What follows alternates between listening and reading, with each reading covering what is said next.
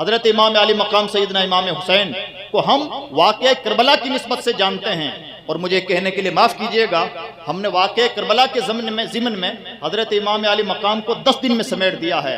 ہم نے پہچانا ہی نہیں ہے کہ 56 سال کا حسین کیا تھا۔ جب ہم 56 سال کے حسین کی تاریخ مطالعہ کریں گے، ہم یہ پائیں گے کہ امام علی مقام کی پوری زندگی صحابہ کرام کو علم سکھانے میں اور علم کے ایک ماوا و ملجا کی حیثیت رکھتی ہے، اور امام علی مقام کی زندگی کا دوسرا اہم ترین مشن تھا امت کے بیچ میں مصالحت پیدا کرنا، اور تیسرا اہم ترین کام تھا حضرت امام علی مقام سیدنا امام حسین کا امت کی خدمت کرنا۔ حضرت امام علی مقام امام حسین رضی اللہ تعالیٰ عنہ نے 12 گھر کا گھر راہ خدا میں وقف کیا۔ یہی شان حضرت سیدنا امام حسن مجتبیٰ کی نظر آئے گی، اور یہی حضرت عابد بیمار سیدنا امام زین العابدین کی نظر آئے گی کہ جب ان کا وصال ہوا، حضرت امام زین العابدین رضی اللہ تعالیٰ عنہ کا جب وصال ہوا اور آپ کو غسل دیا گیا تو آپ کی پیٹھ نہایت زخمی تھی، بوجھ کی وجہ سے زخمی تھی، اور اس کا ریزن کیا تھا کہ مدینہ کے کئی ایک گھر ایسے تھے جن میں حضرت امام زین العابدین رات کی تنہائیوں میں اپنی پیٹھ پر بورے لاد کر کے پہنچایا کرتے تھے، اور کمال یہ ہے کہ جن کے گھروں میں بورے پہنچایا کرتے تھے انہیں خود علم نہیں ہوتا تھا کہ ہمارا یہ مہربان ہے کون کہ جس ڈیٹ کو ہمارا راشن ختم ہوتا ہے اسی رات کی تاریکی میں کہیں راشن پہنچ جاتا ہے۔ یہ راز اس وقت کھلا جب آپ کا انتقال ہو گیا اور راشن پہنچنا بند ہو گیا، تب پتہ چلا یہ کام شہزادہ رسول کا تھا۔ یہ درد دیا کس نے؟ یہی مسلسل درد کی تاریخ ہمیں ہر موڑ پر نظر آئے گی۔ حضرت سیدنا عمر فاروق اعظم رضی اللہ تعالیٰ عنہ مدینہ کی گلیوں میں نکل جایا کرتے تھے، اور مدینہ کی گلیوں میں نکل جانے کے بعد تلاش کرتے تھے کوئی ضرورت مند ملے، اور کبھی کبھار ایسے موقع آئے کہ آپ کو ضرورت مند ملے۔ ایک مرتبہ ایسا واقعہ پیش آیا کہ آپ کا غلام اسلم آپ کے ساتھ تھا اور آپ چکر لگا رہے تھے، ایک گھر سے رونے کی آواز آئی، آپ نے دستک دی، کوئی ضرورت مند خاتون تھی، گھر میں کچھ کھانے کھلانے کے لیے نہ تھا۔ اس عورت نے ایک دیگچی میں کچھ پتھر ڈال رکھے تھے اور پتھر ابال رہی تھی، اور بچوں کو جھوٹی تسلی دے رہی تھی کہ کسی بہانے بچے سو جائیں اور یہ رات گزر جائے تو صبح دیکھا جائے گا۔ حضرت امام سیدنا عمر فاروق اعظم رضی اللہ تعالیٰ عنہ وہاں پہنچے، سچویشن معلوم کی، اور جب عورت نے ریئل سچویشن بتائی تو آپ اپنے غلام اسلم کے ساتھ بیت المال تشریف لائے، پورا راشن تیار کیا۔ راشن تیار کرنے کے بعد میں جب بورا تیار ہو گیا تو اسلم سے کہتے ہیں بورا میری پیٹھ پہ لاد دو۔ اسلم کہتے ہیں کہ حضور یہ غلام کی شان کے خلاف ہے کہ غلام بڑھ کے آقا کی پیٹھ پر بوجھ لا دے۔ حضرت فاروق اعظم جواب دیتے ہیں، اسلم کیا قیامت کے دن میرے گناہوں کی پوٹلی بھی تم اپنی پیٹھ پہ اٹھاؤ گے؟ حضرت اسلم کو جیسے یہ جواب ملا وہ بھی ہکا بکا ہو گئے۔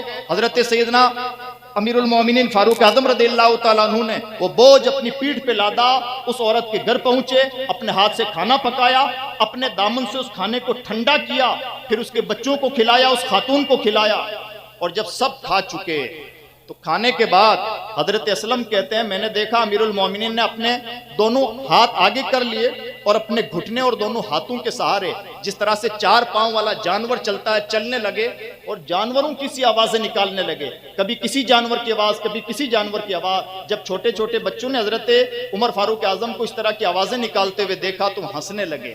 جیسے ہی وہ ہنسنے لگے حضرت فاروق اعظم ٹھیک ہوئے، اور اس کے بعد میں اس عورت سے اجازت لی، ایک مکالمہ بھی لمبا ہوا، اور اس کے بعد میں تشریف لانے لگے۔ حضرت اسلم نے کہا حضور سب کچھ سمجھ میں آیا، یہ نہیں سمجھ میں آیا کہ آپ نے یہ جانوروں سے چال کیوں چلی تھی۔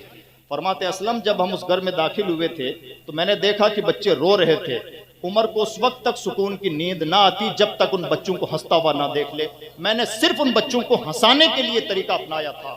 کس نے یہ مزاج دیا تھا؟ یہ تربیت کس کی تھی؟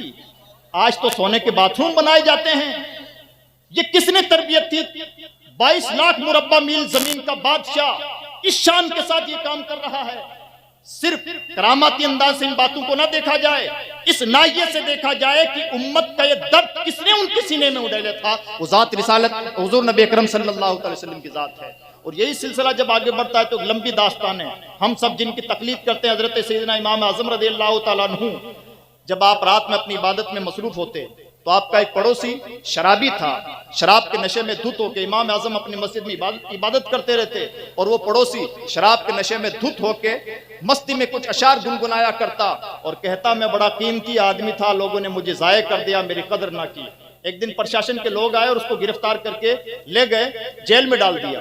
حضرت امام اعظم رضی اللہ تعالیٰ عنہ اپنے وقت کے بادشاہ کے پاس پہنچے۔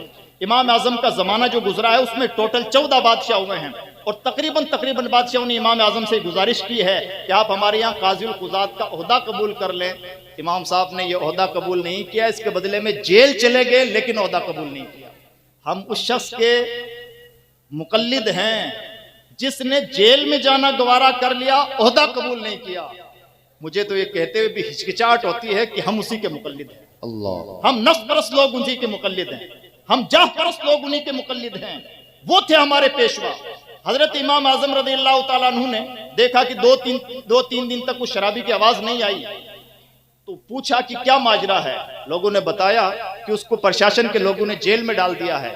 امام اعظم رحمت اللہ تعالیٰ اپنے بادشاہ کے پاس پہنچے اور بادشاہ کے پاس سفارش لے کے پہنچے، تو بادشاہ بڑا خوش ہوا، اور بادشاہ نے سوچا کہ ہو سکتا ہے بڑے میاں کوئی بات سمجھ میں آئی ہو کہ اب بڑھاپے میں قاضی القضات کا عہدہ قبول کر لینا چاہیے۔ حضرت امام اعظم سے بادشاہ نے کہا حضور فرمائیں کیا حکم ہے؟ امام اعظم فرماتے ہیں کہ میرا ایک پڑوسی ہے جس کو فلاں تاریخ کو آپ کے لوگوں نے گرفتار کر کے جیل میں ڈال دیا، میں اس کی رہائی کے لیے آیا ہوں۔ بادشاہ کہنے لگے اتنی سی بات کے لیے آپ تشریف لائے؟ خیر آپ تشریف لائے اس خوشی میں، جو رات آپ بتا رہے ہیں اس رات میں میری پوری حکومت میں جتنے لوگوں کو گرفتار کیا ہے، چونکہ آپ آئے ہیں اس خوشی میں سب کو آزاد کرتا ہوں۔ امام اعظم فرماتے ہیں سب کی آزادی قبول، لیکن اسپیشلی میرا جو پڑوسی ہے اس کو جیل سے رہا کرنے کے لیے بھی میں ہی جاؤں گا۔ آپ وہاں جیل میں تشریف لے گئے اور اس کو رہا کروا کے باہر لائے، اور اس کے کندھے پہ ہاتھ رکھ کے کہتے ہیں تم ہمیشہ پڑھا کرتے تھے کہ میں بڑا قیمتی آدمی ہوں، دنیا نے میری قدر نہ کی، گواہ رہنا مجھے تمہاری بھی قدر ہے اور میں تمہاری بھی قیمت پہچانتا ہوں۔ یہ وہ کر رہا ہے جس کی 1/3 دنیا تقلید کرتی ہے۔ ہمیں لگتا ہے کہ چھوٹے کام ہیں۔ دنیا کے 4 بڑے اقطاب میں سے قطب ہیں حضرت سید احمد کبیر رفاعی علیہ رحمہ۔ کرائے کا دھوبی جو کرائے کے کپڑے دھلتا تھا، گھاٹ پہ چلے جاتے اور کرائے کے کپڑے دھونے میں دھوبی کی مدد کرتے۔ معلوم ہوتا کہ کسی کو جیل میں ڈال دیا ہے تو جیلر سے سفارش کرتے کہ اس کو رہا کر دیا جائے، اس کی جگہ مجھے جیل میں ڈال دیا جائے۔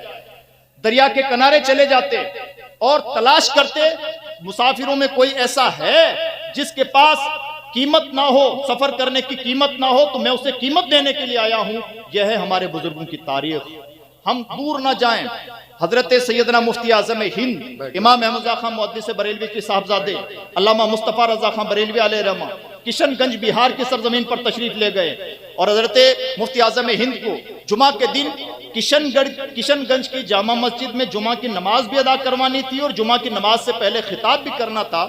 حضرت مفتی اعظم ہند علیہ رحمہ کا عام مشغلہ تھا، ہم سب جانتے ہیں، روحانی طور پر وہ تعویذ تقسیم کیا کرتے تھے، اور تعویذ لینے والوں کی بڑی لائن ہوا کرتی تھی۔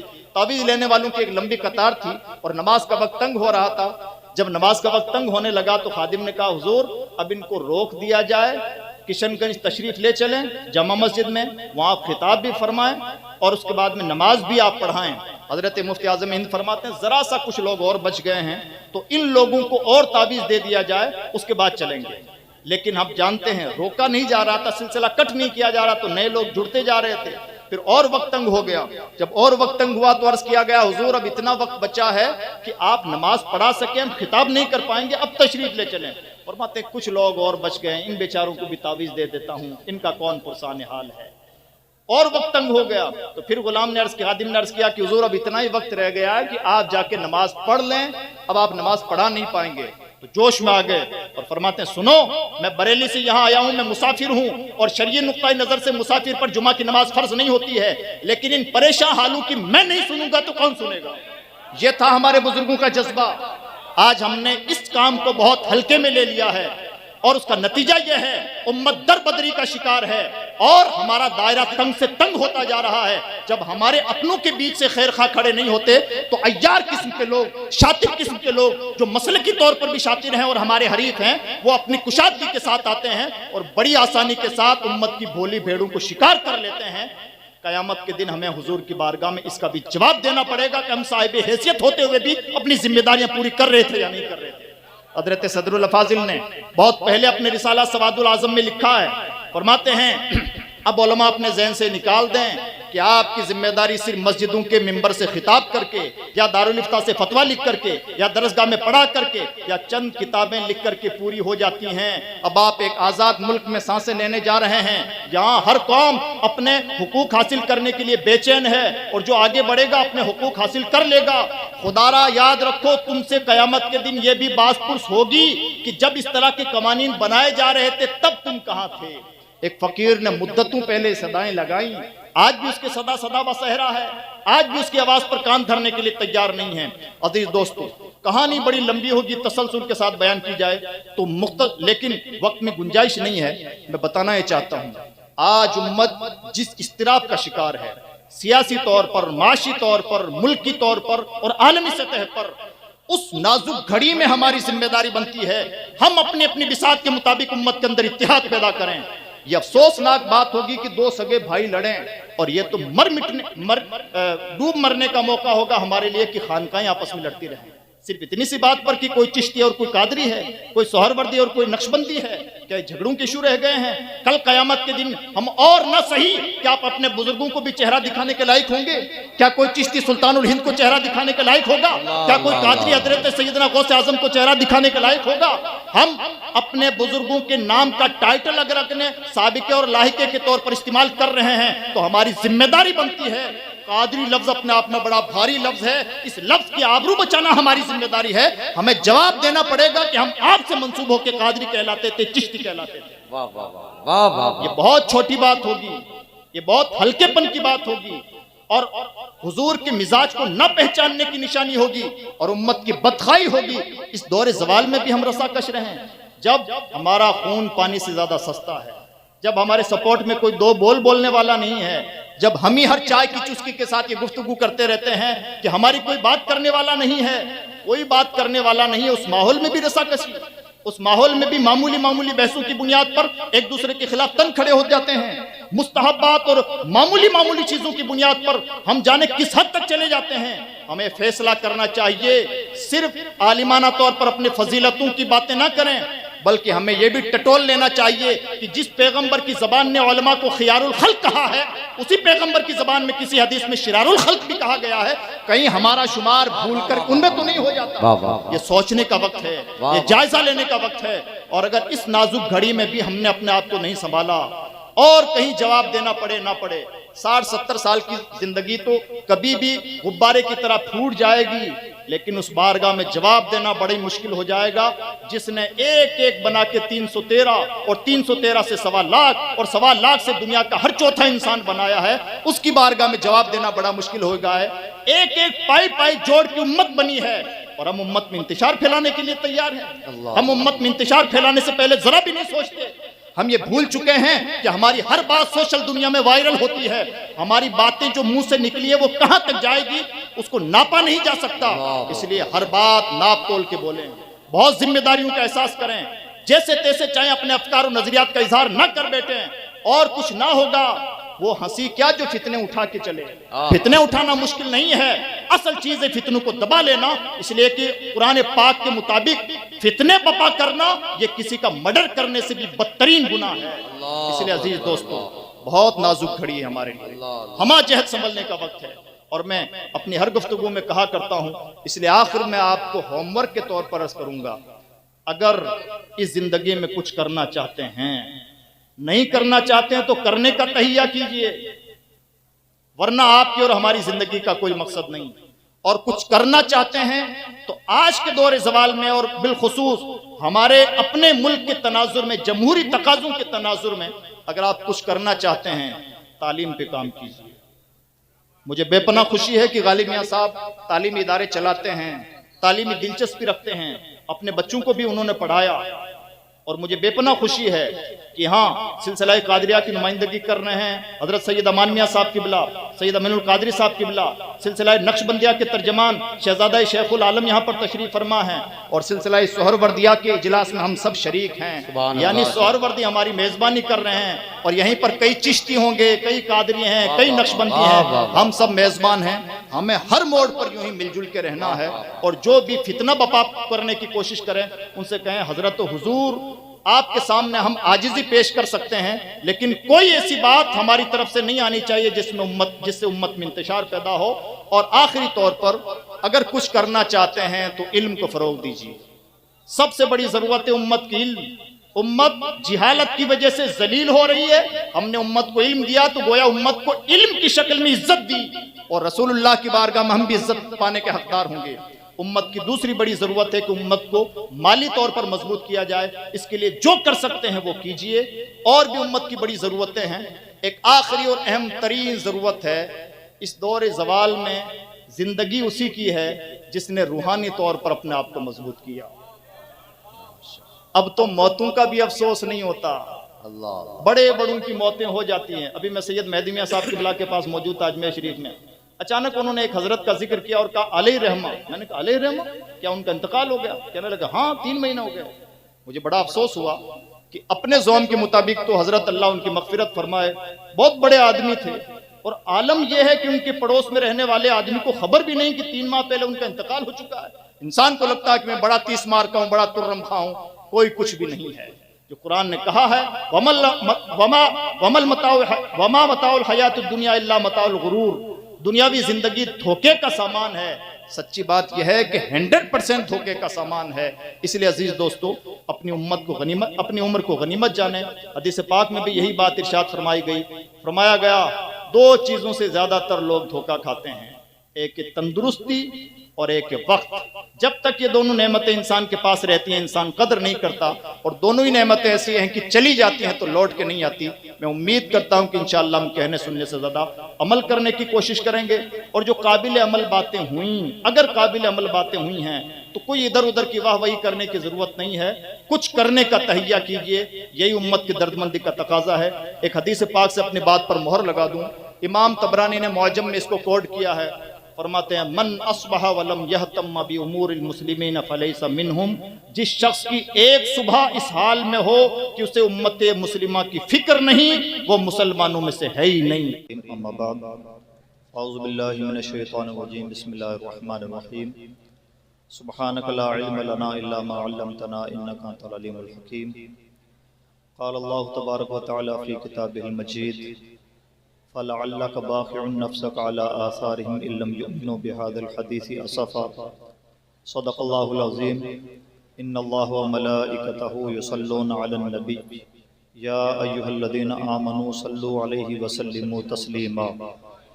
اللہم صل وسلم وبارک ورحم وترحم علی سیدنا وشفیعنا ونبینا وحبیبنا ومولانا محمد صلی اللہ تعالی علیہ وسلم۔ محترم بزرگ اور دوستو، ہم اور آپ خوش قسمت ہیں کہ ایک عظیم بزرگ کی بارگاہ میں خراج عقیدت پیش کرنے کے لیے حاضر ہیں، اور ہماری دوہری خوش قسمتی ہے کہ ہماری جماعت کے بڑے علماء اور سادات کرام ہماری سرپرستی فرما رہے ہیں۔ اللہ رب العزت ان کا سایہ سلامت رکھے۔ میری آپ سے پرخلوص گزارش ہے کہ تھوڑا سنجیدگی کا ماحول بنائیں، اور ایک جو بے چینی سی نظر آ رہی ہے بے چینی نہ رہے، بلکہ اگر ہم یہاں پر بیٹھے ہوئے ہیں تو توجہ کے ساتھ کچھ باتیں سنیں اور سمجھیں، اور اللہ کرے کہ عمل کرنے کی ہم کوشش کریں۔ میں نے آپ کے سامنے جو آیت کریمہ پیش کی ہے، اس آیت کریمہ میں اللہ رب العزت نے اپنے حبیب صلی اللہ علیہ وسلم کی دردمندی کا بیان فرمایا، اور ہم سب کو یہ آج کے دور میں بطور خاص سمجھنے کی ضرورت ہے کہ ہم سب کے آقا و مولا حضور نبی اکرم صلی اللہ علیہ وسلم کی بارگاہ عالی جاہ ہم سب لوگوں کے لیے کتنی بے چین رہتی تھی، حضور ہمارے لیے کتنے پریشان اور مضطرب رہتے تھے، اور امت کے تئیں حضور کی دردمندی کا انداز کیا کیا ہوا کرتا تھا، اس کو بہت قرینے سے سمجھنے کی ضرورت ہے۔ اگر ہم نے حضور کے درد کو ڈھنگ سے سمجھا تو ہمیں احساس ہوگا کہ امت کتنی قیمتی ہے، اور اس وقت ہمارے کردار و عمل سے کوئی بھی ایسا کام سرزد نہیں ہوگا جس سے امت کسی فتنے کا شکار ہو یا امت آزمائش میں مبتلا ہو جائے یا امت پریشانیوں کا شکار ہو۔ اللہ رب العزت نے، اس سے پہلے میں واضح کر دوں کہ مجھے عنوان دیا گیا ہے کہ جو سلاسل طریقت ہیں ان سلسلوں کے بیچ میں اتحاد کیسا ہونا چاہیے، تو میں انشاءاللہ وہاں آتا ہوں، لیکن اس سے پہلے ہم یہ سمجھ لیں کہ حضور نے امت کی ترتیب کیسی کی ہے اور حضور نے کس طرح سے ہم بھولی بھیڑوں کو پالا ہے، ہمارے لیے کیا کیا تعلیمات ارشاد فرمائی ہیں، اور ان کے سینے میں ہمارے لیے کلیجہ کس طرح سے دھڑکتا تھا، یہ بہت سمجھنے کی ضرورت ہے۔ امام احمد رضا خان محدث بریلوی کا ایک شعر ہے، پہلے سجدے پہ روز ازل سے درود، یادگار یہ امت پہ لاکھوں سلام۔ یعنی پہلے سجدے سے پیدائش کے ساتھ ہی حضور نے اپنی امت کو یاد کرنا شروع کیا، اور پھر اس کا سلسلہ کبھی رکا نہیں۔ اپنی تعلیمات میں پریکٹیکل طور پر اور پھر تربیت کے ذریعے سے صحابہ کی جو فوج حضور نے تیار فرمائی، صحابہ کا کلیجہ بھی امت کے لیے کس طرح سے مضطرب رہتا تھا، اس بات کو بہت سلیقے سے سمجھنے کی ضرورت ہے۔ میں نے جو آیت کریمہ آپ کے سامنے پیش کی ہے، یہ سورۃ الکہف کی آیت ہے۔ اللہ رب العزت نے، یہ کو بند کر دو، اللہ رب العزت نے ارشاد فرمایا فَلَعَلَّكَ بَاقِعٌ نَفْسَكَ عَلَىٰ آثَارِهِمْ إِن لَّمْ يُؤْمِنُوا بِهَذَا الْحَدِيثِ أَسَفًا۔ اے نبی، اس کا با محاورہ ترجمہ یہ ہے، اے نبی ایسا لگتا ہے کہ اگر لوگ ایمان نہ لائے تو آپ افسوس کی وجہ سے اپنی جان دے دیں گے۔ یہ اس کا خلاصہ ہے ترجمے کا، لفظ ترجمے سے ہٹ کے۔ اے نبی ایسا لگتا ہے کہ اگر لوگ ایمان نہ لائے تو آپ افسوس کی وجہ سے اپنی جان دے دیں گے۔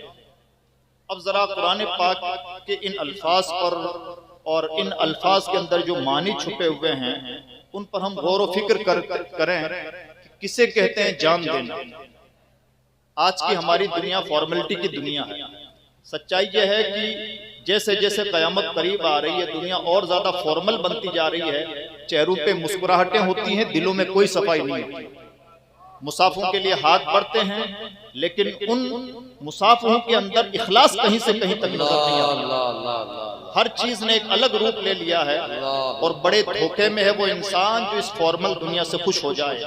قرآن پاک نے سٹیک چوٹ کی ہے وَمَا الْحَيَاةُ الدُّنْيَا إِلَّا مَتَاعُ الْغُرُورِ، دنیاوی زندگی دھوکے کا سامان ہے۔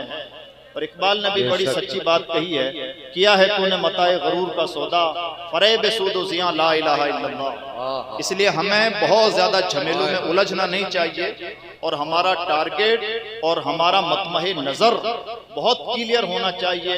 اس روئے زمین پر اگر ہمارا کوئی درد مند ہے تو سب سے بڑا درد مند آمنہ کا لال ہے، لیکن ہمارا پرابلم یہ ہے کہ ہم نے اس سب سے بڑے درد مند کو نہ تو سلیقے سے پہچانا ہے، نہ اس کی تعلیمات کو جانا ہے، اور نہ ہی آج تک جاننے کی کوشش کر رہے ہیں۔ اللہ نے ارشاد فرمایا نبی ایسا لگتا ہے کہ اگر لوگ ایمان نہ لائے تو آپ افسوس کی وجہ سے اپنی جان دے دیں گے۔ ہم سب جانتے ہیں کہ اس دنیا میں جان لینے دینے کی بہت باتیں ہوتی ہیں، لیکن وہ سب جملے ہوتے ہیں، سچائی کچھ نہیں ہوتی۔ حضرت سید امان میاں صاحب، آپ کے لیے تو ہماری جان حاضر ہے، یہ صرف ایک جملہ ہے، اس میں سچائی نہیں ہوتی۔ صاحب سجادہ کے لیے ہماری جان حاضر ہے، کوئی کسی دوسرے کے لیے کیا جان دے گا؟ اپنی قبر کو دہکتی آگ سے بچانے کے لیے انسان مسجد میں پابندی سے حاضری نہیں دیتا، اس لیے انسان کو کسی جھانسے میں نہیں رہنا چاہیے۔ اور یہ جملے ہوتے ہیں، ان جملوں میں کوئی سچائی نہیں ہوتی، لیکن اگر اللہ کے کلام میں کسی کے لیے جان لینے اور دینے کی بات کی گئی ہے، وہاں کوئی جملہ نہیں ہو سکتا، وہ 100% سچائی ہے اور دنیا کی سب سے بڑی سچائی ہے۔ یعنی اللہ نے اگر یہ ارشاد فرمایا کہ نبی آپ کا کلیجہ ایسا ہے، آپ کے کلیجے میں ایسا درد ہے کہ لوگ ایمان نہ لائیں تو افسوس کی وجہ سے اپنی جان دے دیں، تو ماننا پڑے گا کہ پیغمبر کا کلیجہ ایسا ہی دردمند تھا۔ اللہ اکبر، اللہ۔ اب ذرا سمجھنے کی ضرورت ہے کہ حضور کا وہ درد کیا تھا جس کی قرآن پاک نے اس طرح سے ترجمہ نہیں کیا۔ بلکہ اگر قرآن پاک کے مطالعے کی روشنی میں بات کی جائے تو قرآن پاک نے کچھ موقعوں پر تو بات ڈائیورٹ کرنے کا اسٹائل اپنایا ہے۔ اللہ نے ارشاد فرمایا لست علیہم بمسیطر، اے نبی آپ کو کڑوڑا بنا کے نہیں بھیجا گیا ہے، ایک جگہ فرمایا انک لا تہدی من احببت، اے نبی آپ کا کام ہے راہ راست دکھا دینا، آپ حد سے زیادہ پریشان نہ ہو، اللہ جسے چاہے گا ہدایت دے گا۔ یعنی انداز قرآن پاک کا ایسا ہے کہ آپ حد سے زیادہ ٹینشن نہ لیں، یہ ہے نبی کا انداز۔ ورنہ نبی کا معیار یہ ہے، نبی کا دردمندی ایسی ہے، ایسا لگتا ہے کہ جان دے دیں گے، ایسا لگتا ہے کہ جان پہ کھیل جائیں گے۔ اور عزیز دوستو سچائی یہی ہے، جب ہم حضور کی زندگی میں جھانکنے کی کوشش کریں گے تو ہمیں نظر آئے گا کہ حضور جتنا بے چین رہتے تھے اس امت کے لیے بلکہ انسانیت میں کوئی کسی کے لیے اتنا بے چین رہا نہیں ہے۔ ہم اور آپ سب جانتے ہیں پیغمبر اسلام نے جس ماحول میں اسلام کا آغاز کیا، مکمل اسلام جو آج مکمل شکل میں ہمارے پاس موجود ہے، اسلام کا بیسک کانسیپٹ حضرت آدم علیہ السلام سے لے کے قیامت تک ہے، لیکن مکمل شکل جو اسلام کی ہے وہ حضور نبی اکرم صلی اللہ علیہ وسلم کی دین ہے، جس پر اللہ نے مہر لگائی الیوم اکملت لکم دینکم۔ وہ مکمل دین جب حضور نے اس مشن کا آغاز کیا تو ہم اور آپ سب جانتے ہیں کہ کیا کیا تکلیفیں نہ سہی، اور انسان ایک بار کوئی مصیبت جھیل لیتا ہے دوبارہ اس راستے میں سفر نہیں کرتا، ایک بار جس راستے میں مصیبتوں کا سامنا ہو اس میں زیادہ قدم نہیں بڑھاتا۔ لیکن پیغمبر اسلام صلی اللہ علیہ وسلم کو ہر طرح سے ٹارچر کیا گیا اور پیغمبر اسلام نے سب کچھ برداشت کیا، اپنے مشن کے ساتھ سمجھوتا برداشت نہیں کیا۔ پیغمبر اسلام کی ذات ہے جس ذات کی 2 سگی صاحبزادیوں کو اس لیے طلاق دی گئی کہ وہ اسلام کی نشر و اشاعت کرتے ہیں۔ ایک باپ کا کلیجہ جانتا ہے کہ اس کی بیٹیوں کا گھر اجڑ جائے یہ اس کے دل پر کیا گزرتا ہے۔ پیغمبر اسلام کی ذات وہ ہے جس ذات کی 2 سگی بیٹیوں کو اس لیے طلاق دی گئی ہے کہ وہ اسلام کی نشر و اشاعت کر رہے ہیں۔ حضور نبی اکرم صلی اللہ علیہ وسلم تبلیغ اسلام کا کام کرتے، ایک ظالم آیا اور گلے میں چادر تھی، اس چادر کو اتنے بل دیے کہ دم گھٹنے لگا۔ ہم اور آپ سب جانتے ہیں اسلام کے راستے میں پیغمبر اسلام نے جو تکلیفیں برداشت کی ہیں ان کا لیول اتنا گرا ہوا، دشمن اتنے گرے ہوئے تھے کہ کبھی کبھار یہ سوچنے پر ہم مجبور ہو جاتے ہیں، بھائی ایک کو بند کر دو نا یہ، کبھی کبھار ہم یہ سوچنے پہ مجبور ہو جاتے ہیں کہ دشمنی کرنے کا بھی ایک اسٹینڈرڈ ہوتا ہے، آدمی دشمنی میں حد سے زیادہ نہیں آگے بڑھتا، دشمنی کی بھی ایک لیمیٹیشن ہوتی ہے، دشمنی کے بھی اپنے اصول ہوتے ہیں۔ دشمنیاں دنیا میں کوئی نئی نہیں ہیں، لیکن آپ نے نہیں دیکھا ہوگا کہ کوئی دشمنی میں اتنے پرلے درجے تک گرا ہے کہ اپنے دشمن کے منہ پہ تھوک دے، ایسا نہیں ہوتا ہے۔ انسان کہتا ہے کورٹ کچہری میں سالوں سال لڑائی کر لوں گا لیکن میں یہ تو نہیں کروں گا کہ اپنے دشمن کے چہرے پہ تھوک دوں۔ پیغمبر اسلام سے اسلام کے راستے میں اس پرلے درجے کی اور ہلکے درجے کی دشمنی کی گئی ہے کہ حضور سجدے کی حالت میں اور حضور کی پیٹھ پر اونٹ کی ناپاک اوجڑی لاد دی گئی، یعنی حضور کے دشمنوں نے دشمنی کا معیار بھی گرا دیا، لیکن پیغمبر اسلام نے اپنے مشن کے ساتھ کوئی سمجھوتا نہیں کیا۔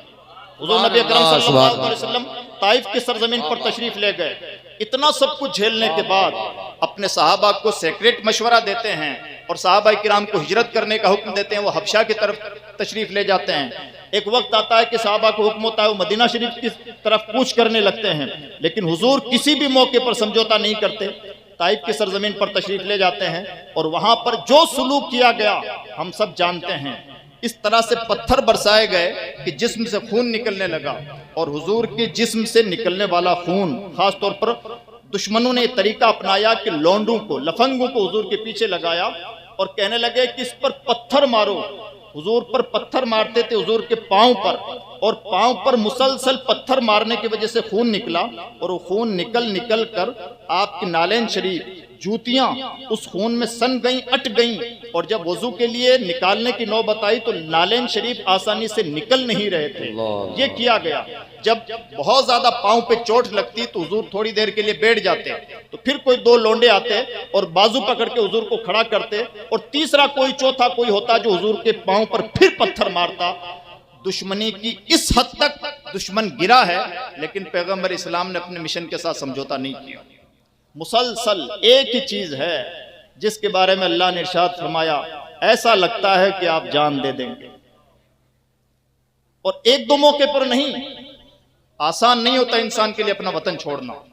ہم اور آپ سب جانتے ہیں ہم ہجرت نہیں کرتے، کھانے کمانے کے لیے کسی دوسرے شہر جاتے ہیں تو وہاں پر بھی ایک مائنڈ سیٹ رہتا ہے کہ کچھ وقت کے بعد میں لوٹ آنا ہے. کیا گھڑی ہوگی اس شخص کے لیے جس نے سب سے مقدس زمین، اس وقت تک کی سب سے مقدس زمین مکہ مکرمہ کو چھوڑنے کا اس لیے ارادہ کیا کہ دشمنوں نے زمین تنگ کر دی. جہاں پر سب کچھ ہے وہاں چھوڑ کے جا رہے ہیں کہ نئی دنیا بسا رہے ہیں. پیغمبر اسلام کے ساتھ یہ سلوک بھی ہوا، اور یہ بھی نوبت یکا یک نہیں آئی. جب جان سے مارنے کا انہوں نے پلان کر لیا، اللہ رب العزت کا حکم ہوا اور حضور نے ہجرت فرمائی. یعنی حضور کی جان لینے کا مشورہ، حضور کی بیٹیوں کو طلاق، حضور پر طرح طرح کی پھپتیاں کسی گئیں. قرآن پاک نے جو الفاظ استعمال کیے گئے ہیں، حضور نبی اکرم صلی اللہ علیہ وسلم کو شاعر کہا گیا، کاہن کہا گیا، ساحر یعنی جادوگر کہا گیا، اور معاذ اللہ مجنون یعنی پاگل کہا گیا. کیا کیا پھپتیاں کسی گئی پیغمبر اسلام پر، سب کچھ برداشت کیا رہے اسلام میں. تب جا کے آج اذانوں کی آوازیں بلند ہوتی ہیں.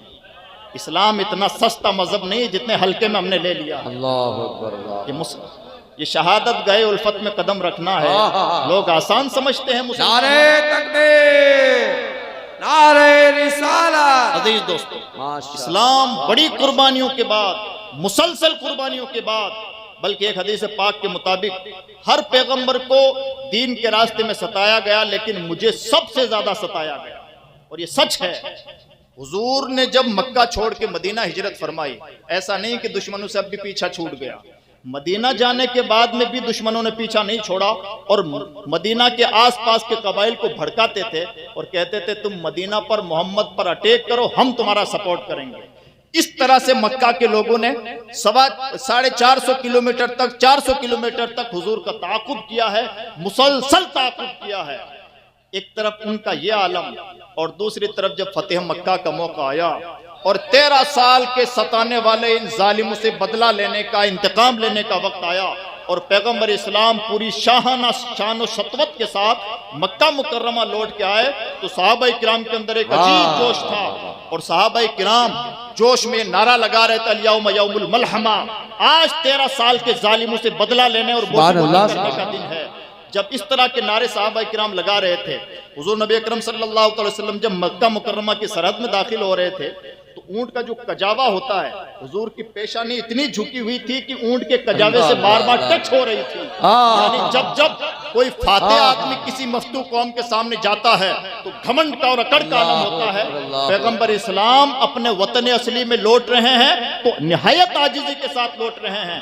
اور جو صحابہ نعرہ لگا رہے تھے الیوم یوم الملحمہ، حضور فرماتے ہیں نہیں، اس میں ذرا تبدیلی کرنے کی ضرورت ہے. اور ارشاد فرماتے ہیں الیوم یوم المرحمہ، آج رحم فرمانے کا، آج دشمنوں کو معاف کرنے کا، یہ کام پیغمبر.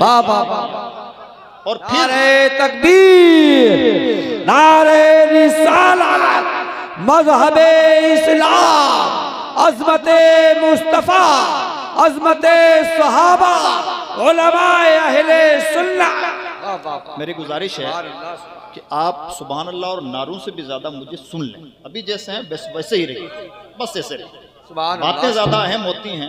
آپ کی تکبیر و تسبیح اپنی جگہ، اللہ قبول فرمائے. آہستہ کہہ لیجئے، سن لیجئے جو میں عرض کرنا چاہتا ہوں. تو عزیز دوستو، جب حضور مکہ مکرمہ لوٹے تو اس عاجزی کے ساتھ اور نعرے میں بھی تبدیلی فرمائی. اور جب ان لوگوں کے پاس پہنچے تھرا رہے تھے کہ آج جانے محمد ہمارا کیا بنائیں گے، آج ہمارے ساتھ جانے کیا سلوک ہوگا. حضور انہی سے پوچھتے ہیں تم میرے بارے میں کیا سوچتے ہو. دل تو کچھ اور کہہ رہے تھے لیکن زبانی طور پر کہنے لگے آپ کریم ہیں، کریم باپ کے بیٹے، کریم دادا کے پوتے، ہمیں آپ سے کرم کی امید ہے. حضور نے جب یہ سنا تو ارشاد فرماتے ہیں آج میں تم سے وہی کہتا ہوں جو میرے بھائی یوسف نے اپنے بھائیوں سے کہا تھا، لا تثریب علیکم اليوم وانتم الطلقاء، تمہارا کوئی گناہ نہیں، میں نے تم سب کو آزاد کیا. سوچنے کی بات یہ ہے حضرت یوسف علیہ السلام نے اپنے سگے بھائیوں کو آزاد کیا تھا اور ان کے گناہ معاف کیے تھے. حضور بھائیوں کا گناہ نہیں، ظالم ترین دشمنوں کا گناہ معاف فرما رہے ہیں. یہ ہے حضور نبی اکرم صلی اللہ علیہ وسلم کا اخلاق. اس طرح سے پیغمبر اسلام صلی اللہ علیہ وسلم نے اپنی تعلیمات کے ذریعے سے، اپنے اخلاق و کردار کے ذریعے سے اور اپنی دردمندی، اپنی عاجزی کے ذریعے سے اسلام کا پیغام دنیا کے کونے کونے تک پہنچایا. اور عزیز دوستو، صرف چند باتوں تک نہیں، ایسا نہیں کہ صرف حضور کا کردار یا حضور کی باتیں، حضور کی تربیت بھی اسی نہج کی ہے۔ صحابہ کی آپ نے جس انداز سے تربیت فرمائی ہے، حضور کی زندگی میں جب ہم جھانکنے کی کوشش کریں گے تو ہمیں سمجھ میں آئے گا کہ ابھی ہم نے سمجھا ہی نہیں ہے کہ ہم کس کے غلام ہیں۔ ابھی عجب نشے میں دھت ہیں، چند اشعار پڑھ کے ہم سمجھتے ہیں کہ ہم نے غلامی کا حق ادا کر لیا۔ ہم نے جانا نہیں ہے کہ ہم کس کی غلامی کا دم بھر رہے ہیں۔ ابو بکر و عمر کم عقل لوگ نہیں تھے جو سب کچھ اپنا سودا کر چکے تھے محمد عربی کے آگے۔ وہ ذات تھی ہی ایسی کہ جو اس کو پہچان لے گا اس کے سامنے دنیا کی کوئی حیثیت نہیں ہوگی۔ یہ پیغمبر اسلام صلی اللہ علیہ وسلم کا کردار تھا، آپ کی شخصیت تھی۔ عزیز دوستو، جب ہم حضور کی تعلیمات میں جھانکنے کی کوشش کریں گے تو جگہ جگہ حضور کی تعلیمات اسی طرح کی نظر آئیں گی۔ حضرت مولا کائنات ایک موقع پر دعا کر رہے تھے، اللہم ارحمنی واغفر لی، اے پروردگار مجھ پر رحم فرما، میری مغفرت فرما۔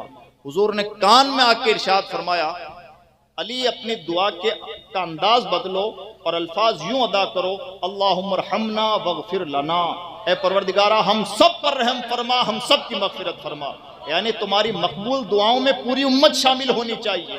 یہ حضور کا انداز، ہر موقع پر امت کی بھلائی۔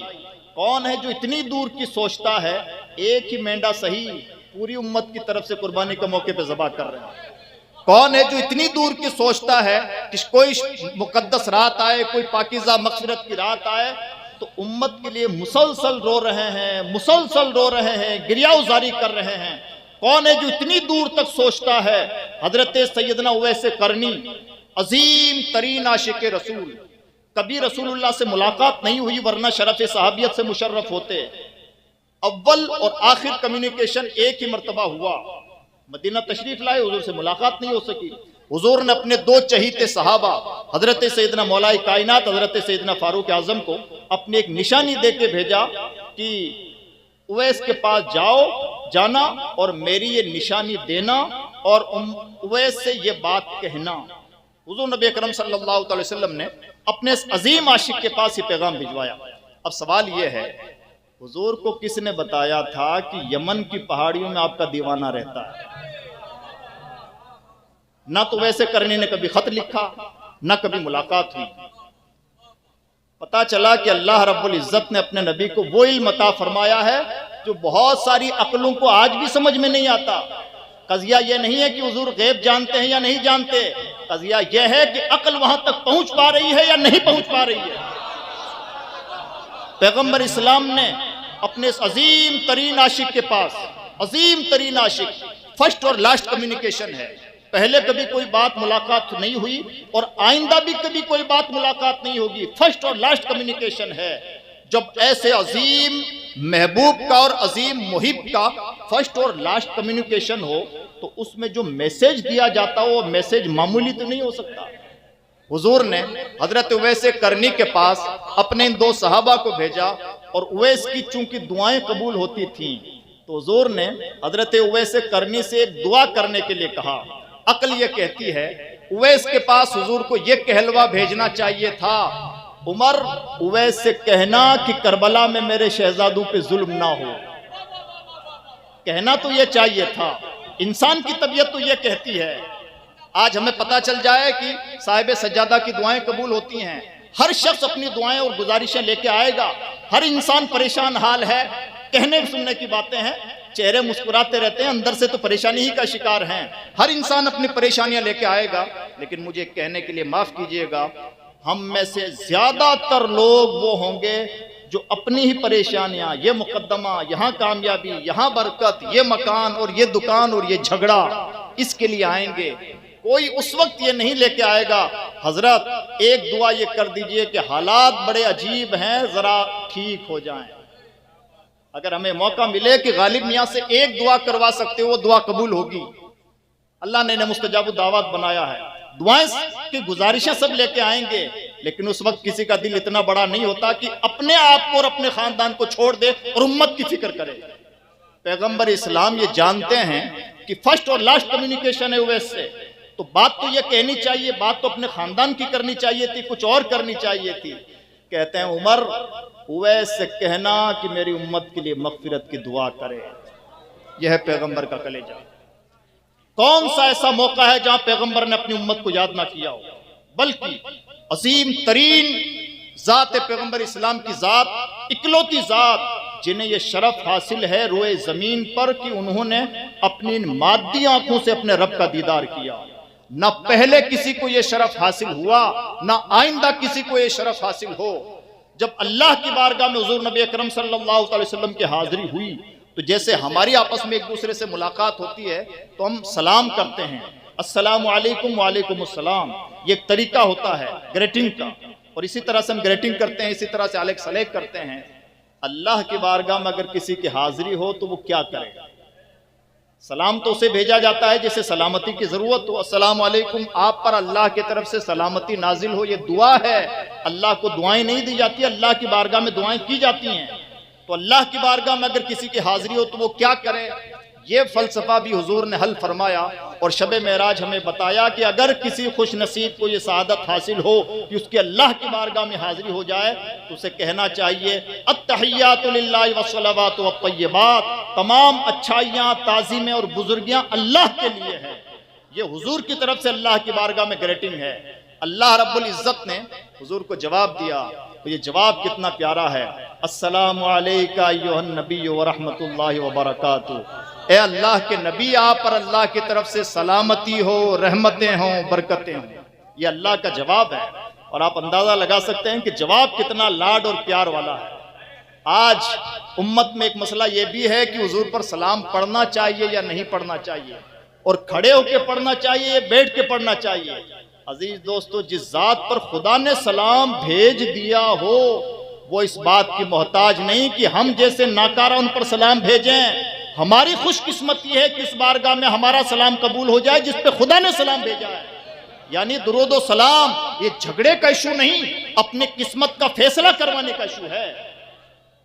خوش قسمت ہے وہ جو اس ذات پر درود بھیجے، سلام بھیجے جس پر خدا نے سلام نازل فرمایا ہے، رحمتیں نازل فرمائی ہیں، برکتیں نازل فرمائی ہیں۔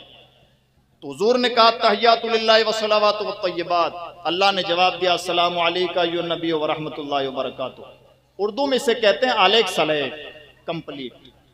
یہ پہلا سینٹنس کمپلیٹ ہو گیا، یعنی کمیونیکیشن کا جو فرسٹ اسٹیپ تھا وہ کمپلیٹ۔ اب اس کے بعد میں جو آواز ہوتی ہے وہ دل کی آواز ہوتی ہے۔ جیسے آپ حضرت سید غالب میاں صاحب کو فون کریں اور السلام علیکم وعلیکم السلام، حضرت آپ کا فون ہی نہیں لگتا، تو آپ جو وعلیکم السلام کے بعد میں پہلا جملہ اپنی زبان سے ادا کر رہے ہیں یہ آپ کے دل کی آواز ہے۔ یا کہیں حضرت آپ کا چہرہ دیکھے ہوئے ایک مدت ہو گئی ہے، یہ دل کی آواز ہے۔ اب ذرا حضور کے دل کی آواز بھی تو سنیں۔ اللہ کی بارگاہ میں حاضر ہو کے عرض کیا تحیات للہ والصلوات والطیبات، اللہ نے جواب دیا السلام علیکہ ایھا النبی ورحمۃ اللہ وبرکاتہ۔ اب اس علیک سلیک کے بعد، گریٹنگ کے بعد میں حضور کے دل کی آواز السلام علینا وعلی عباد اللہ الصالحین، اے پروردگار جس طرح تو نے مجھ پر سلامتی نازل فرمائی ہے میری امت پر بھی نازل فرما دے۔ جو ہستی بارگاہ خدا میں جا کے اپنی امت کو نہ بھولے، ہم اور آپ جانتے ہیں اگر علاقے کے ایم ایل اے بلا لیں تو ہم کبھی کبھار بھول جاتے ہیں کہ ہمارے گاؤں کا نام شیخ پور ہے۔ کیا ٹائی سجا کے اور کس شان کے ساتھ ہم دعوتوں میں جاتے ہیں، چھوٹے چھوٹے اعزاز کے موقع پر ہم کمظرفیوں کا مظاہرہ کر بیٹھتے ہیں۔ کیا ظرف ہے اور کیا درد ہے اس ہستی کا جو بارگاہ خدا میں جا کے بھی ہم گناہگاروں کو نہ بھلا ہو۔ اور ایسا نہیں کہ جانے کے بعد نہ بھلا ہو، بلکہ جاتے ہی سب سے پہلے ہمارا ذکر، اور جب لوٹ کے آئے تو نماز کا تحفہ بھی ہمارے لیے۔ یعنی جانے میں بھی امت، واپس آنے میں بھی امت۔ یہ ہے پیغمبر اسلام جو کسی موڑ پر بھی اپنی امت کو فراموش نہیں کرتے۔ ہر موڑ پر امت کو یاد رکھنا، ہر موڑ پر امت کی خیر خواہی کرنا، ہر موڑ پر امت کی بھلائی کی فکر دینا اور امت کی بھلائی اور خیر خواہی کے لیے دوسروں کی تربیت کرنا پیغمبر اسلام کا مزاج رہا ہے۔ عزیز دوستو، امت کی یہی دردمندی ہے جس نے اسلام کو گوشے گوشے تک پہنچایا اور مسلمانوں کا کلیجہ آپس میں ایک دوسرے کے لیے ایسا موم کر دیا، رحماء بینہم، مسلمان آپس میں ایک دوسرے کے لیے بڑے رحیم و کریم ہیں، مسلمان ایک دوسرے کے لیے بڑے خیر خواہ ہیں۔ بلکہ ایک حدیث پاک میں فرمایا گیا الدین والنصیحہ، دین خیر خواہی کا نام ہے، بھلا چاہنے، بھلا سوچنے اور بھلا کرنے کا نام ہی دین ہے۔ یہ پیغمبر اسلام صلی اللہ علیہ وسلم کا درد، اور اسی درد نے اسلام کو بہت مختصر پیریڈ میں 1500 سال کے ٹائم پیریڈ میں 1500 سال کا ٹائم پیریڈ کسی ایک مذہب کے لیے لمبا وقت نہیں ہے، بلکہ ہمارے بھارت کی سرزمین پر ایسے ایسے مذاہب ہیں جن کا اپنا یہ کہنا ہے کہ وہ 7,000 سال پرانے ہیں۔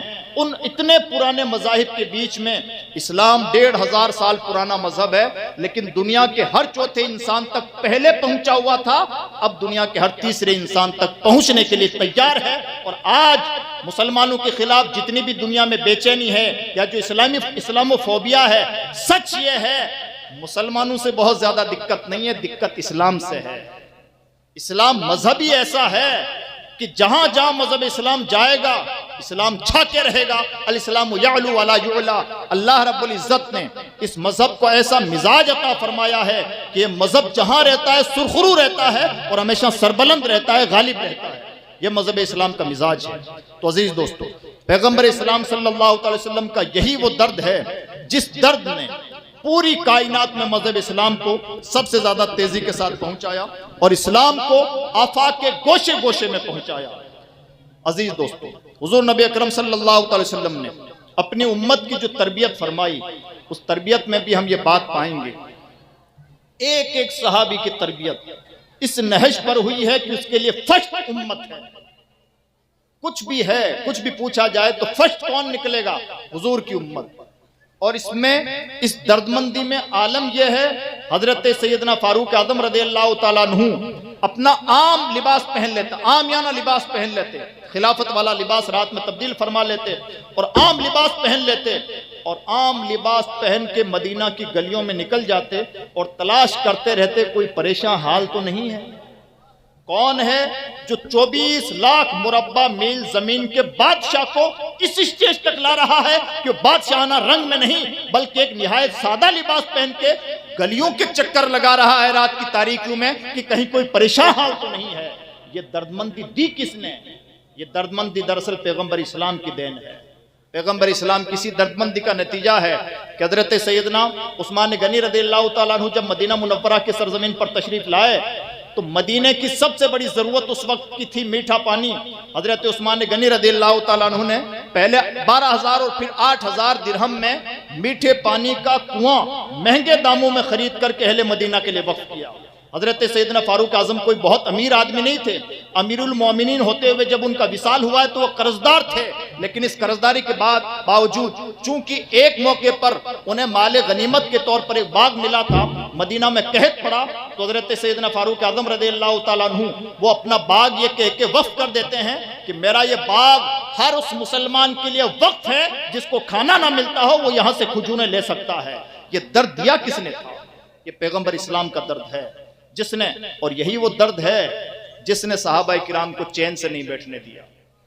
آج ہم یہاں پر بھارت میں رہتے ہوئے جو ہماری حالت ہے خدا جانتا ہے، ہم سب جانتے ہیں کیا حالت ہے، لیکن اس کے باوجود بھی زبانی طور پر لفظی طور پر یہ کہتے رہتے ہیں کہ مدینہ کے بغیر ہمارا جی نہیں لگتا، مدینہ میں ہم مرنا چاہتے ہیں، ہماری خواہش یہ ہے کہ مدینہ ہی میں موت آئے، جبکہ سچائی اور دل کی ترجمانی یہ نہیں ہوتی۔ امام احمد رضا خان محدث بریلوی نے اپنے ملفوظات میں ارشاد فرمایا ہے کہ کم سے کم رسول اللہ کے عشق میں تو ہم جھوٹ نہ بولیں، باتیں وہی کہیں جو دل کی ترجمانی کریں، یہاں تو لفظوں کی بازیگری سے کام نہ لیں۔ لیکن ایسا ہوتا ہے دنیا میں، ہم یہاں پر بیٹھ کے کہتے ہیں کہ مدینہ کے بغیر ہمارا جی نہیں لگتا اور مدینہ میں مرنا چاہتے ہیں۔ جن صحابہ کی پیدائشی مدینہ میں ہوئی وہ صحابہ مدینہ میں کیوں نہ دفن ہوئے؟ جنت البقیع میں جن صحابہ کرام کے مزارات تھے بلڈوز ہونے سے پہلے 1924 سے پہلے، ان کی تعداد بمشکل تمام 10,000 ہوتی ہے، جبکہ صحابہ کرام کی ریل تعداد 1.25 لاکھ کے آس پاس ہے۔ سوال یہ پیدا ہوتا ہے کہ یہ 1 لاکھ سے زیادہ صحابہ کرام کہاں ہیں؟ جب ہم ان صحابہ کرام کو تلاش کرنے کی کوشش کریں گے تو ہم یہ پائیں گے کہ جس صحابی کی پیدائش مدینہ میں ہوئی ہے اس کا انتقال چینئی بھارت کی سرزمین پر ہوتا ہے۔ کسی صحابی کی پیدائش مدینہ میں ہے، انتقال سیریا میں ہے، انتقال عراق میں ہے، جارڈن میں ہے، فلسطین میں ہے، موجودہ بحرین میں ہے، موجودہ قطر میں ہے، سعودی کے کسی دوسرے خطے میں ہے۔ ہم یہاں رہ کے جھوٹا موٹا درد بگھارتے رہتے ہیں کہ مدینہ میں مرنا چاہتے ہیں، وہ مدینہ میں پیدا ہو کے مدینہ کی گلیوں میں رسول اللہ کا جلوہ دیکھ کے بھی مدینہ میں انہوں نے اپنی زندگی نہیں گزاری۔ بات یہ ہے مدینہ میں مرنا اور جینا چاہتے تھے، لیکن مدینہ میں موت سے بھی زیادہ اہم یہ ہے کہ دنیا میں انسان جہاں کہیں بھی رہے مدینے والے کا کام کرتا رہے۔ سبحان اور یہی اللہ، وہ سبحان چیز ہے اللہ، جو صحابہ کرام کو بے چین رکھتی تھی اور صحابہ کرام کو چین کے ساتھ بیٹھنے نہیں دیتی تھی۔ بیٹھے رہو بیٹا، بیٹھے رہو بیٹھے رہو۔ اے یہ کیا بدتمیزی ہے؟ اے ہٹو نیچے، ہٹو نیچے۔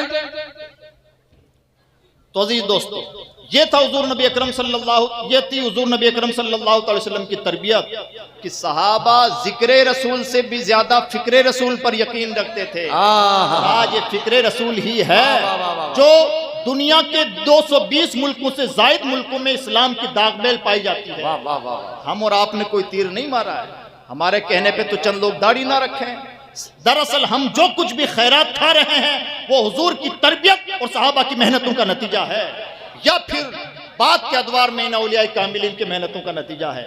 ہم تو دور زوال کے لوگ ہیں جو آپس میں ہی رساکش ہیں، ہمارے تو اپنے سینے پاک نہیں ہیں، ہم دوسروں کو کیا تزکیہ کریں؟ ہم تو یہ بھول ہی چکے ہیں کہ تزکیہ بھی مقاصد نبوت میں سے ایک اہم ترین مقصد تھا۔ اس لیے عزیز دوستو، آج کے دور میں نہایت ضرورت ہے کہ ہم حضور کا وہی درد جس کی ترجمانی اللہ رب العزت نے اپنے کلام پاک میں فرمائی ہے، اس درد کو محسوس کریں اور اس درد کو کائنات کے گوشے گوشے تک پہنچانے کی کوشش کریں۔ اگر ہم نے حضور کا درد کائنات کے گوشے گوشے میں پہنچانے کی کوشش کی تو یاد رکھیں حضور کی ذات ہے جو مسلمانوں کی سب سے بڑی طاقت تھی۔ جو یہاں سے پھرے تو پوری روئے زمین میں ذلیل ہو کے پھریں گے، اور جو اس کھونٹے سے وابستہ ہیں وہ ہمیشہ سرخرو رہیں گے۔ ہمیشہ سب سے بڑی طاقت مسلمانوں کی جو ہے، اقبال کی 2 نظمیں ہم اور آپ سب نے بارہا سنی ہوں گی، اہل ادب خاص طور پر جانتے ہوں گے، شکوہ جواب شکوہ، ادبی اور فقہی دنیا میں ان پر ایک ریگولر بحث ہے۔ اقبال نے شکوہ میں جو باتیں کہنی تھی وہ کہیں، جواب شکوہ میں جو کہنا تھا وہ کہا، وہ سب ان کے سر۔ جواب شکوہ میں اقبال نے جو باتیں نچوڑ کے پیش کی ہیں وہ 2 باتیں ہیں۔ پہلی بات یہ ہے کہ مسلمان اس لیے زوال پذیر ہے کہ اس نے اپنے رات کا آخری پہر اپنے رب کے لیے جینا چھوڑ دیا ہے، اسے نیند پیاری ہے، اپنے رب کی تہجد پیاری نہیں۔ اور دوسری بات جس پر اقبال نے لا کر کے بات کو نچوڑ کے رکھ دیا ہے، اور سچائی یہی ہے، مسلمانوں کے عروج و زوال کی داستانیں وہیں سے طے ہوتی ہیں، وہ ہے کہ محمد سے وفا تو نے تو ہم تیرے ہیں، یہ جہاں چیز ہے کیا لوح و قلم تیرے ہیں۔ مسلمانوں کی ہر سرخروئی، مسلمانوں کی ہر ترقی، دنیا کی ترقی کے اور بھی راستے ہوتے ہیں، مسلمانوں کی ترقی صرف روح محمد ہے۔ یہ فاقہ کش جو موت سے ڈرتا نہیں ذرا، روح محمد اس کے بدن سے نکال دو۔ روح محمد جب تک مسلمانوں میں باقی ہے مسلمان سرخرو ہے، اور جب جب روح محمد سے مسلمان کٹا ہے، محمد عربی سے رشتہ غلامی کمزور ہوا ہے، تب تب مسلمان زوال پذیر ہوا ہے۔